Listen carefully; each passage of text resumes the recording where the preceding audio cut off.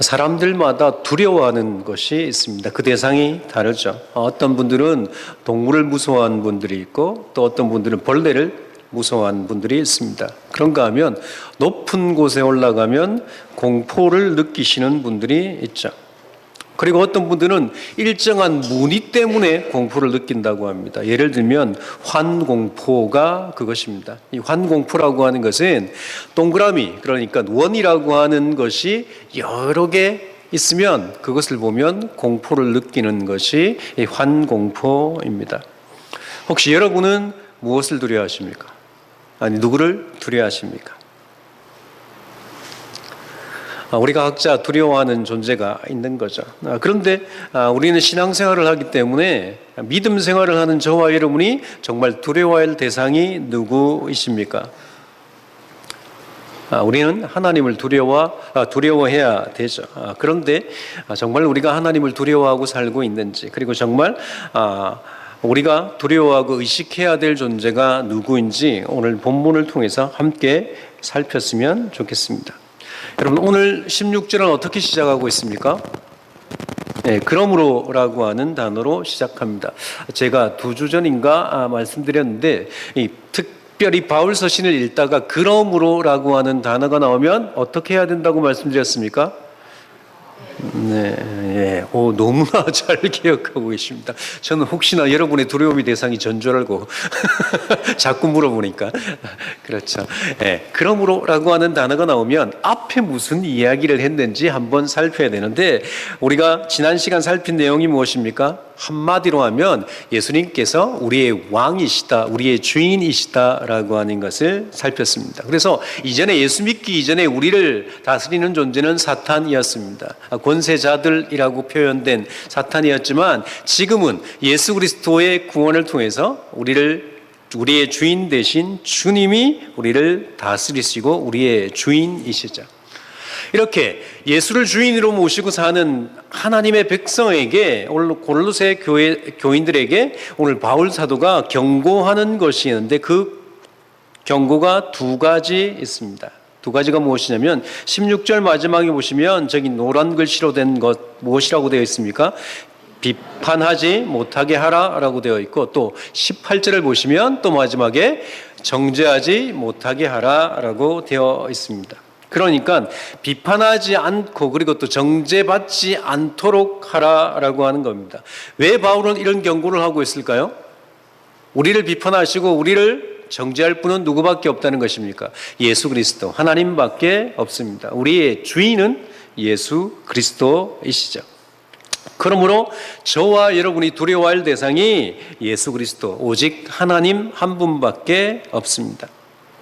그런데 우리는 자꾸 누구의 비판을 신경 씁니까? 사람들의 비판, 사람들의 말을 신경 쓰죠.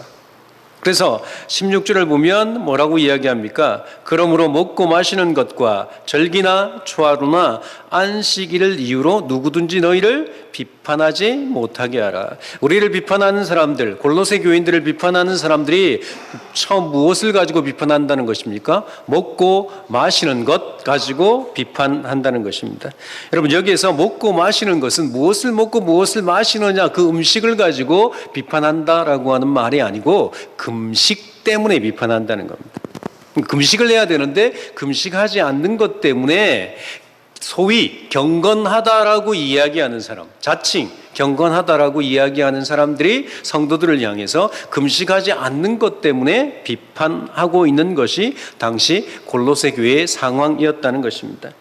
골로새 교회에 들어온 거짓 교사들은 종교 혼합주의였습니다. 그 사람들은 예수 그리스도를 믿는 것이 아니라 여러 가지 종교를 혼합해서 교회를 어지럽히는 사람들인데, 그 사람들이 주장하는 것이 무엇이냐면 경건하려고 하면, 거룩하려고 하면 금식을 해야 된다는 거죠. 금식하지 않고 금욕하지 않은 사람은 경건한 사람이 아니다라고 주장하기 시작했습니다. 여러분들, 금식을 하고 여러분 금욕을 해야 거룩하게 살 수 있습니까? 금식을 밥 먹듯이 하는 사람은 거룩한 사람이고 금식하지 않는 사람은 거룩하지 않는 사람입니까? 예수님께서 뭐라고 말씀하십니까? 마태복음 9장과 그리고 또 누가복음 5장, 마가복음 2장에 보면 예수님께 요한의 제자들이 그리고 또 바리새인들, 그러니까 요한의 제자들이 바리새인들과 자기들은 금식을 하는데 왜 당신 제자는 금식하지 않느냐라고 예수님께 질문하는 장면이 있습니다. 그때 예수님께서 뭐라고 대답하십니까? 혼인집 손님이 신랑과 함께 있을 때는 금식하지 않는다. 그렇지만 금식할 때가 올 것이다 라고 말씀하십니다. 그러니까 예수님은 금식을 금하지 않아요. 금식하는 걸 잘못되었다라고 말씀하지 않지만 그렇지만 금식할 때가 있다는 겁니다. 때가 되어서 금식을 해야지 자기가 원하는 것들을 얻기 위해서 소위 경건하게 보이기 위해서 남들 앞에 나는 거룩한 사람이라고 자처하기 위해서 무슨 목적을 가지고 금식하는 것을 예수님께서는 원하시지 않는다라고 하는 거죠. 이것은 마치 율법을 지키는 것하고 똑같죠. 그렇죠. 그래서 지금 골로새 교회에 들어온 거짓 교사들이 주장하는 것은 율법을 주장하는 것처럼 율법에 있는 것들을 지키지 않으면 마치 하나님을 사랑하지 않는 것처럼 이야기하는 것처럼 그리고 율법을 모두 지키는 사람이 의롭고 경건한 자처럼 이야기하는 그 율법주의자들하고 똑같습니다. 여러분, 우리가 신앙생활을 하면서 행위도 중요하죠. 그렇지만 행위보다 집중해야 될 것이 무엇입니까? 행위에 집중하기보다 무엇에 집중해야 됩니까? 하나님의 원하심이 무엇인지에 더 집중해야 하는 거죠. 삶이 중요하죠. 우리가 삶의 태도라고 하는 것이 더 삶의 행동보다 더 중요합니다. 예를 들어서 말씀드리면 여러분, 헌금을 하지 않고 봉사를 하지 않고 예배를 드리지 않으면 신앙이 없는 것입니까? 그 모습만 보면 마치 신앙이 없는 사람처럼 보여지죠. 그렇지만 사정이 있어서 우리가 헌금을 하지 못할 수도 있고 봉사를 하지 못할 수도 있고 예배를 드리지 못하는 날이 있을 수도 있지 않습니까? 반대로 여러분, 정말 1년 53주 예배를 빠지지 않고 1년 53주 교회 나와서 봉사하고 정말 하나님 앞에 헌금 생활을 꼬박꼬박 한다고 해서 여러분 그 사람이 믿음이 좋다라고 이야기할 수 있습니까? 우리는 그렇게 판단할 수 있습니다. 그렇지만 우리가 주일 살펴본 것처럼 요나가 믿음의 고백을 하지만 하나님을 믿는다라고 고백하지만 그는 믿는 삶을 살았습니까? 그렇지 못한 삶을 살았습니까? 그렇지 못한 삶을 살고 있습니다. 우리가 계속해서 요나서를 살필 건데 요나서는 끊임없이 누가 정말 믿음이 있는 사람인지 요나가 정말 선지자이지만 믿음이 있는 사람인지 없는 사람인지 우리에게 끊임없이 생각하게 만듭니다. 똑같죠. 여러분, 우리의 행위가 그렇게 가장 중요하지 않습니다. 행위가 있어야 되겠죠. 그것보다 더 중요한 것이 무엇입니까? 하나님 앞에서 하나님을 대하는 태도이죠. 하나님 앞에 어떤 마음을 가지고 내가 하나님의 말씀에 순종하는지가 중요하죠. 율법처럼, 마치 율법을 지키는 것처럼 지킨 사람들, 완벽하게 율법을 다 지키는 사람들이 있지만 그 사람들을 향해서 주님이 뭐라고 말씀하십니까? 회칠한 무덤이다라고 이야기하죠. 바리새인과 율법사들은 철저하게 말씀을 지켰어요. 하나님의 율법을 지켰습니다. 그래서 율법을 잘 지키기 위해서 하지 말라고 하는 것들을 철저하게 하지 않고 하나님이 하시라고 하는 그것들을 철저하게 하죠. 그래서 어떻게 하면 잘 지킬 수 있을까? 세부 항목을 정해서 그렇게 지켰습니다. 그렇지만 그들이 정말 하나님을 아는 자들이었습니까? 그렇지 않았다라고 하는 것을 우리가 알 수 있습니다. 그래서 우리가 행하는 그 행함을 가지고 누가 우리에게 정죄한다라고 해서 비판한다고 해서 우리가 하나님을 사랑하고 있다고 한다면 그 비판에 귀를 기울일 필요가 없다라고 하는 거죠. 그리고 또 우리가 다른 사람의 행위를 가지고 행동을 가지고 보이는 모습만 가지고 그 사람의 신앙을 판단하면 안 된다라고 하는 것입니다. 그리고 다음으로 골로새 교회에 들어온 거짓 교사들, 그 사람들이 주장하는 것이 무엇입니까? 16절에 보면 절기 초하루 안식일을 지키는 것이죠. 그것을 지키지 않는다라고 비판한다라고 하는 거죠.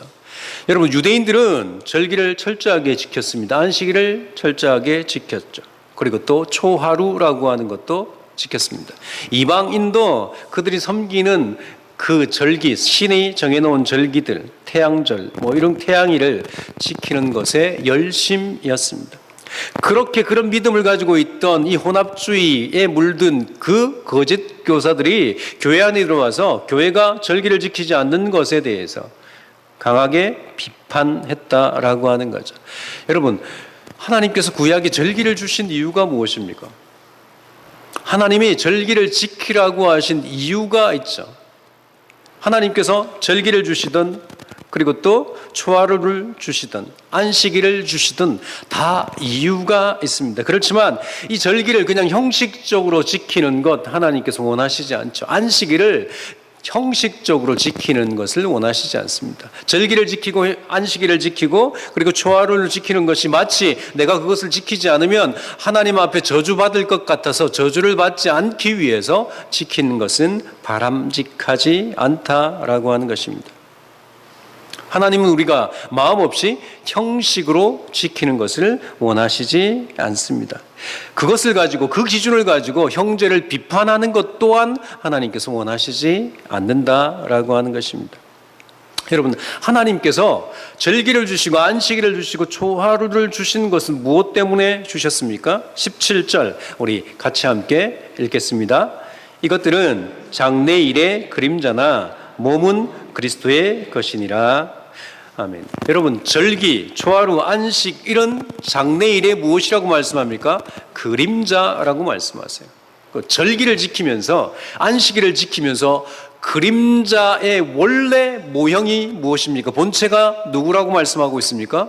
그리스도라고 하는 거죠. 그러니까 절기든 안식일이든 초하루든 모두 다 그리스도를 향해서 되어 있고 그 그리스도의 그림자일 뿐이다라고 하는 겁니다. 그래서 그 절기를 지키면서 안식일을 지키면서 그리스도를 알지 못한다고 한다면, 그리스도를 섬기지 않는다라고 한다면 그것은 다 잘못된 절기 지킴이다라고 오늘 성경이 우리에게 말씀하고 있습니다. 그래서 중요한 것은 우리가 무엇을 하고 하지 않는 것보다 더 중요한 것이 무엇입니까? 하나님의 마음이 어디에 있는지가 중요한 거죠. 우리도 절기를 지키지 않습니까? 성탄절을 지키고 부활절을 지켜요. 매년 돌아오죠. 이것이 형식적으로 지킬 수가 있습니다. 특별히 또 저희 교회는 한 달에 한 번씩 무엇을 합니까? 성찬을 하죠. 성찬의 의미가 무엇입니까? 주님의 살과 피를 기념할 뿐만 아니라 내가 그 주님께서 우리의 구원을 위해서, 우리의 왕 되시기 위해서 피를 흘리시고 그리고 또 살을 찢기셔서 우리를 구원하셨다라고 하는 것을 고백하는 신앙 고백입니다. 그렇죠. 그래서 이 성찬을 보이는 말씀이라고 합니다. 보이는 말씀. 성경을 읽지만 우리는 글이 보이지 거기에 주님의 모습이나 주님의 음성이 들리지 않잖아요. 그런데 성찬은 우리 눈으로 볼 수 있는 주의 피와 살을 기념하는 것이죠. 그래서 정말 주님께서 나의 주인이시고 내가 예수와 함께 죽고 예수와 함께 다시 산 믿음의 사람이다라고 하는 것을 고백하는 건데 이걸 한 달에 한 번씩 하다 보니까 아무 생각 없이 그냥 시간에 따라 순서에 따라 할 가능성도 있다라고 하는 거죠. 그래서 중요한 것은 무엇입니까? 몸의 실체인 그리스도, 그 그리스도를 바라보면서 그 주님께서 우리에게 이 절기를 주시고 이 안식일을 주시고 초하루를 주신 지키라고 하신 목적이 무엇인지 하나님의 마음이 무엇인지 깨닫고 율법의 정신이라고 하는 것을 알고 지켜야 하는 거죠. 그래서 주님은 우리의 겉모습을 보지 않고 무엇을 보시는 분이십니까? 중심을 보시는 분이죠. 사람은 우리의 속을 볼 수가 없어요. 그렇죠. 제가 여러분을 그러지는 않을 텐데 만약 그럴 수도 있겠죠. 여러분이 저를 너무 힘들게 하면 속으로 여러분에게 불만을 가지고 있으면서 얼굴을 탁 이렇게 펴고 웃으면서 이렇게 여러분을 대할 수도 있겠죠. 그러면 여러분들은 제 속을 알 수 있습니까? 없습니까? 모르겠죠. 제 속마음을 알 수가 없습니다. 그렇지만 우리 주님은 어떻다고 말씀하십니까? 저와 여러분의 중심을 아시는 분이십니다. 우리가 어떤 마음으로 예배를 드리는지, 어떤 마음으로 봉사를 하는지, 어떻게 형제를 자매를 섬기는지, 무슨 마음으로 섬기는지 다 아신다라고 하는 거죠. 어떤 마음으로 찬양하는지 다 아시는 분이 주님이다라고 말씀하십니다. 그래서 우리는 행위보다 더 앞서서 중요한 것은 우리가 중심을 어디에 두고 있느냐라고 하는 겁니다. 그래서 주님의 말씀에 순종할 때 순종하느냐 하지 않느냐가 중요한 것이 아니라 어떤 마음으로 순종하느냐라는 거죠. 주님을 사랑하는 마음으로 순종하는지 아니면 할 수 없어서 저주받기 싫어서 벌받기 싫어서 억지로 신앙이 좋게 보이려고 내가 이만큼 오래 교회 신앙생활을 했고 교회를 다녔기 때문에 다른 사람 눈에 어떻게 보일까라고 하는 생각을 가지고 하는 것들은 전혀 도움이 되지 않습니다. 그런데 그런 유혹에 빠질 수 있는 사람이 아마 제일 앞장선 사람이 목사일 것 같습니다. 왜냐하면 여러분들이 날마다 주시하고 있기 때문에. 그렇죠. 어쩔 수 없이. 저번에 누가 그러시던데 제가 금요일 기타 치면서 기도를 하거든요. 기도를 하자고 하는데 정말 기도에 집중을 하면서 기타를 칠 수 있나? 뭐 이렇게 의문을 가지시는 분이 있었습니다. 그럴 수도 있고 아닐 수도 있죠. 그럴 때도 있고 아닐 때도 있겠죠. 그래서 그런 시간을 줄이려고 하는 거죠. 치면서 정말 간절하게 하나님 앞에 기도하려고 하는데 여러분들이 기도해 주셔야 됩니다. 보이려고 하지 않도록. 그런데 그런 유혹이 저에게 있습니다. 어쩔 수 없이 있죠. 직분이 있으면 더 그런 것 같아요. 장로의 직분을 가졌던 권사의 직분을 가지면, 아니면 어떤 봉사를 하는데 잘 보이는 곳에 봉사를 하면 그런 유혹이 우리에게 있습니다. 그렇지만 여러분, 우리가 마음이 없이 하는 모든 것은 주님이 받으시지 않는 거죠. 헌금을 들어서 이런 말씀드리면, 우리가 왜 하나님 앞에 헌금을 드리죠? 왜 우리가 주님 앞에 봉헌을 합니까? 교회 다니니까 어느 정도 회비는 내야 돼서 일정하게 회비 내듯이 합니까?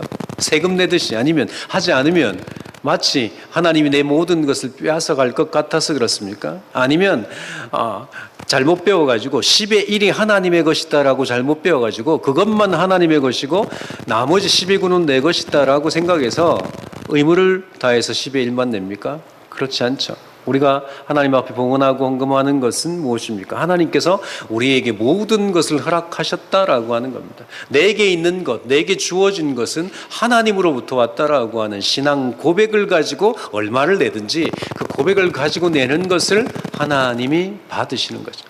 그런 고백 없이 아무리 많이 낸다고 해도 10의 3을 내고 10의 4, 10의 5까지 낸다고 해도 하나님은 그것을 기쁘시게 받지 않으신다라고 하는 겁니다. 왜 그렇습니까? 하나님은 돈이 필요하신 분이 아니기 때문입니다. 우리가 돈이 필요하지. 그렇죠.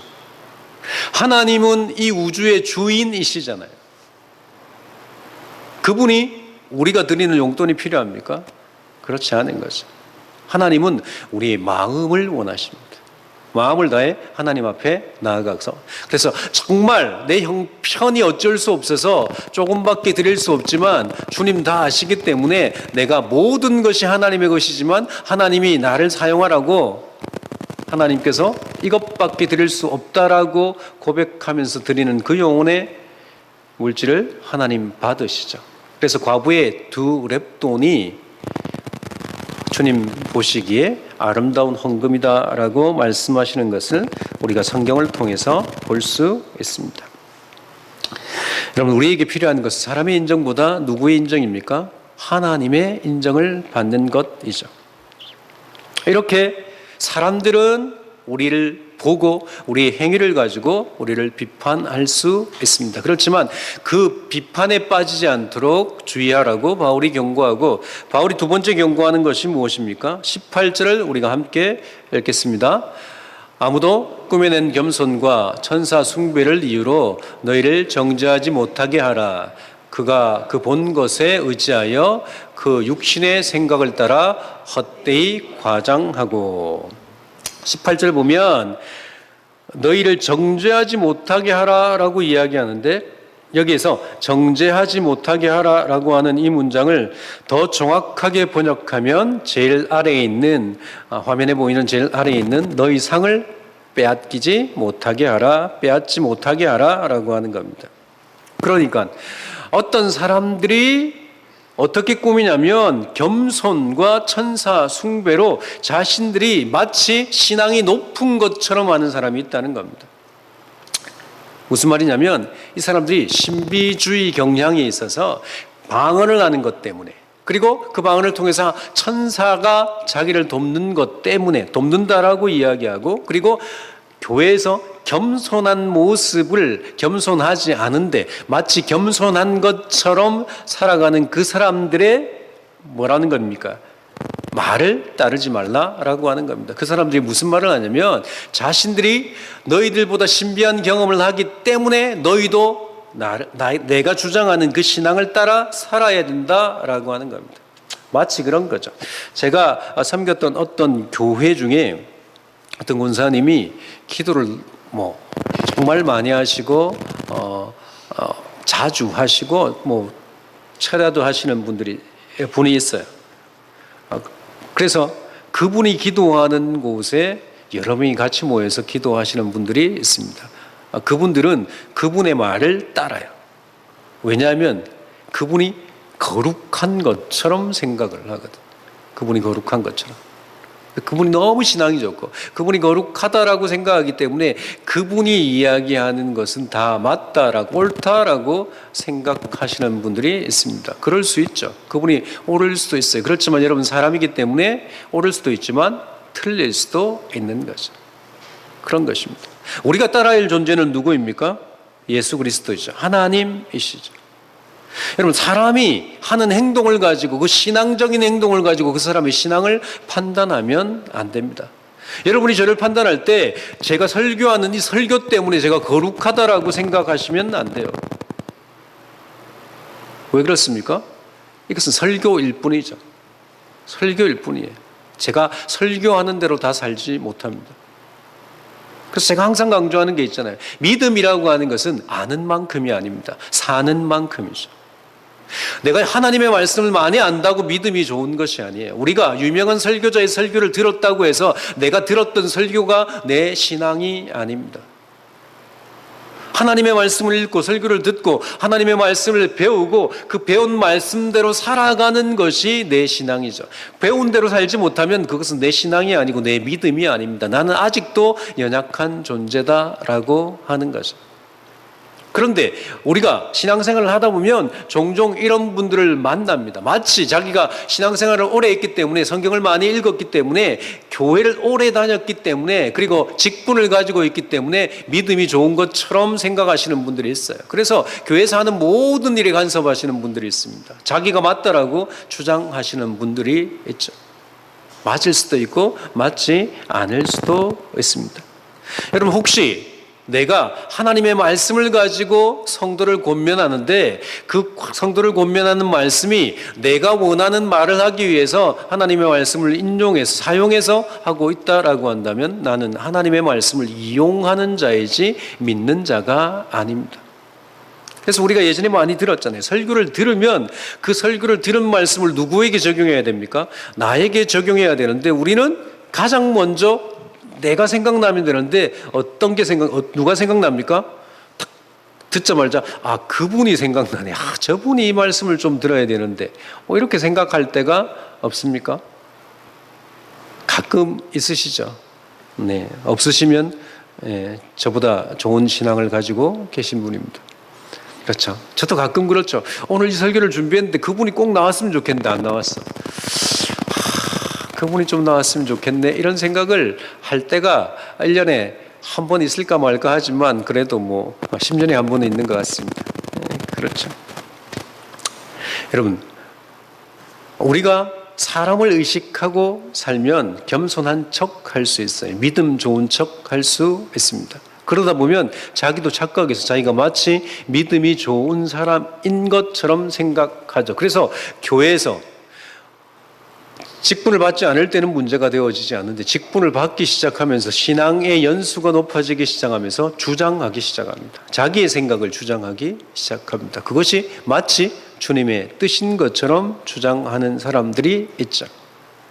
오늘 바울의 경고가 무엇입니까? 그런 사람들의 주장에 휘말리지 말라라고 하는 겁니다. 왜 그렇습니까? 19절 보실래요? 19절. 제가 읽겠습니다. 머리를 붙들지 아니하는지라 온몸이 머리로 말미암아 마디와 힘줄로 공급함을 받고 연합하여 하나님이 자라게 하심으로 자라느니라. 그러니까 그 사람들은 무엇을 따르지 않는다는 겁니까? 예수 그리스도를 따르지 않는다. 머리를 붙들지 않는다. 이 머리가 예수 그리스도이죠. 교회의 머리는 주님이십니다. 교회는 그의 몸이죠.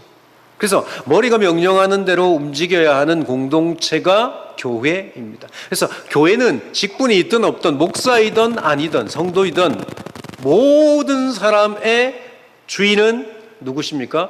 예수 그리스도이죠. 그래서 16절 시작하면서 그러므로라고 시작한 이유가 무엇입니까? 그 앞에 이야기했던 예수가 우리의 주인이시다. 예수가 우리의 왕이시다. 그렇기 때문에 너희는 비판받지 않도록 하고 너희 상을 빼앗기지 않도록 해라. 누구만 바라보라는 것입니까? 주님만 바라보라고 말씀하시는 거죠. 그런데 우리는 자꾸 사람을 의식해요. 내가 믿음이 좋아 보이는 그 사람, 그분을 따라가려고 하고 그분의 이야기는 다 맞다라고 생각하고 그분 편에 서려고 하는 거죠. 그리고 어떤 사람이 내 행동을 가지고 내가 지키지 않는 것들을 가지고 나를 지적하면, 권면하면 뭐라고 생각합니까? 그 말이 맞다라고 생각한다는 겁니다. 맞을 수도 있고 맞지 않을 수도 있죠. 그렇지만 우리가 누구 앞에 서서 다시 한번 나를 바라보아야 됩니까? 하나님 앞에서, 주의 말씀 앞에서 나를 점검해야 되죠. 하나님이 사람을 통해서 역사하세요. 그렇죠. 어떤 분을 통해서 나에게 돌이키라고 말씀할 수 있습니다. 그러면 여러분 하나님 앞에서 한 번 더 확인하셔야 돼요. 중요한 것입니다. 하나님이 나에게 무엇을 원하시는지, 하나님이 그렇게 하기를 원하시는지 원하시지 않는지 살펴야 합니다. 아무리 좋은 것도 하나님의 때가 있는 거죠. 하나님이 멈추라 할 때가 있고 가라고 하실 때가 있어요. 그것을 분별하는 책임이 누구에게 있습니까? 목사에게 있는 것이 아니라 우리 각자에게 있습니다. 저와 여러분에게 각자에게 있죠. 목사는 어떤 사람입니까? 하나님의 말씀을 증거하지만 그 증거한 말씀은 여러분 각자에게 적용하기 위해서는 그것이 정말 하나님의 말씀인지 여러분들이 살펴야 합니다. 오늘 주신 말씀이 정말 하나님이 나에게 주시는 말씀인지 성경을 읽어보고 또 한 번 되새기고 정말 그러한가라고 생각해야 한다는 거죠. 그리고 목사가 이야기하기 때문에 장로님이 권사님이 어떤 기도 많이 하시는 분이 이야기하기 때문에 따르는 것이 아니라 하나님께서 말씀하실 때 쫓아가야 한다라고 하는 겁니다. 그래서 오늘 바울이 경고하는 경고를 요약하면 그렇습니다. 사람의 이야기를 듣지 말고 사람의 행동을 보지 말고 사람의 판단에 휩싸이지 말고 어떻게 하라는 것입니까? 하나님 말씀 앞에 서서 주님께서 어떻게 말씀하시는지 살피라는 겁니다. 그래서 우리의 두려움의 대상이 누구여야 한다는 것입니까? 하나님이셔야 한다는 거죠. 종종 가다가 목회를 하다 보면 그런 성도를 만날 때가 있습니다. 목사가 어떤 부탁을 했는데 그 부탁을 들어줄 수 없는데 마치 들어주지 않으면 잘못이라도 하는 것처럼 저주라도 받을 것처럼 생각하시는 분이 있어요. 그래서 어쩔 수 없이 내키지 않지만 목사의 말을 따르거나 아니면 따르지 않고 불안해하시는 분들이 있습니다. 주의 종의 말을 듣지 않아가지고 내가 혹시 잘못되는 건 아닌가 뭐 이렇게 생각하시는 분들이 가끔 있죠. 여러분 바른 신앙이 아닙니다. 그렇죠. 여러분 충분히 판단하실 수 있어요. 목사의 이야기가 하나님의 말씀은 아니거든요. 그렇죠. 목사가 이야기한다고 해서 부탁한다고 해서 그것이 다 하나님이 부탁하는 것이 아닙니다. 잘 분별하셔야 돼요. 어떻게 분별할 수 있습니까? 그것이 하나님의 뜻인지 아닌지 하나님 앞에 서서 여러분 기도하셔야 되죠. 기도하셔야 돼요. 만약에 목사의 말이 다 하나님의 말씀이라고 한다면 제가 여러분에게 한 1,000만 원씩 빌려달라고 하면 빌려주시겠습니까? 만약에 빌려주셨어요. 하나님의 말씀인 줄 알고. 그런데 나중에 못 받으면 어떻게 하실 겁니까? 뭐 이런 것은 너무 구별하기 쉬우니까 그럴 수 있지만 조금 구별하지 못하는 것들의 요구들이 있을 수 있습니다. 그렇지만 그것이 하나님의 뜻인지 아닌지, 정말 하나님이 기뻐하시는지 기뻐하지 않는지를 먼저 살펴야 한다라고 하는 것입니다. 그래서 고린도전서 8장 1절에 보면 같이 읽겠습니다. 우상의 제물에 대하여는 우리가 다 지식이 있는 줄을 아나 지식은 교만하게 하며 사랑은 덕을 세우나니. 지식은 어떻게 한다고 말하고 있습니까? 교만하게 한다라고 하는 겁니다. 여러분이 가지고 있는 지식이 교만에 사용되어지면 안 되죠. 여기서 말하는 지식은 실천 없는 지식입니다. 그렇죠. 여러분, 아무리 하나님의 말씀을 잘 알고 교회 사역을 잘 안다라고 해서 그것이 교회를 세우는 것은 아닙니다. 저기서 덕을 세운다라고 할 때 덕을 세운다라고 하는 것은 교회를 세운다라고 하는 거거든요. 교회가 성숙하게 만들어진다라고 하는 건데, 교회는 지식으로 성숙해지지 않고 하나님의 사랑으로 성숙해집니다. 그렇죠. 우리의 지식, 그것이 아니라 하나님의 뜻, 하나님의 사랑, 하나님의 지식으로 세워지는 곳이 교회입니다. 그렇기 때문에 교회를 세우기 위해서 우리가 한 공동체 안에 모였기 때문에 우리가 집중해야 할 분은 사람이 아니라 하나님이시고, 우리가 들어야 할 말은 사람의 말이 아니라 하나님의 음성입니다. 우리가 두려워할 존재는 사람이 아니라 하나님이세요. 사역자가 아니죠. 교회 지도자가 아닙니다.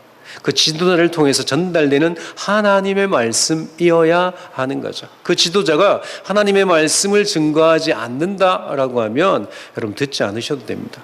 제가 하나님의 뜻이 아닌데 여러분에게 하나님의 뜻이다라고 이야기하면서 여러분에게 말한다고 한다면, 순종을 요구한다고 한다면 여러분 듣지 않으셔도 됩니다.